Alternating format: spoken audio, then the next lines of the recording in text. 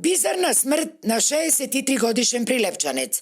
Бил пронајден мртов сред опожарената нива, во која, според првичните информации, предходно најверојатно го запалил стрништето.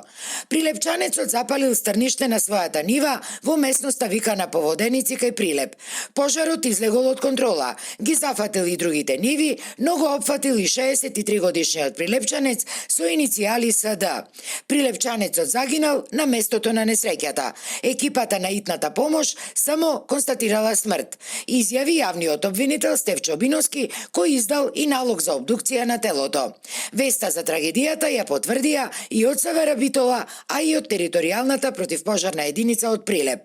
Палењето стрништа, што кај нас многу често се практикува, е исклучително опасна работа, што се докажа, за жал, и во последниот случај, кој заврши и со човечка жртва, вели командирот на територијалната противпожарна единица Христијан Момировски и додава дека скапа илузија е увереноста дека нестручно лице може лесно да го контролира огнот. Интервенциите на отворен простор се зголемени за 30% према изминатата година. Се работеше за поголем пожар, каде што е изгорема поголема по површина на трева, на грмушки, на некои смреки. Периодот што ни следува се високи температури.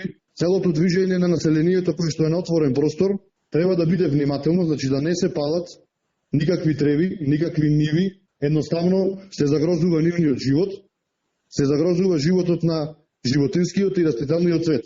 Сега во овој случај, значи, собственикот палејќи ја тревата, значи, си го наштетил собствениот живот. Од истите причини, според првичните информации, вчера и во Скопје, на паркингот под Калето, беа опожарени и целосно пеплосани 5 паркирани возила, како и дел од околната вегетација. Таму, за среќа, немаше човечки жртви. Инаку, сезонското палење стрништа на нивите представува еден од најстарите методи за регулирање на почвениот состав со кој земјоделците ја прихрануваат почвата и ги чистат полињата од штетници.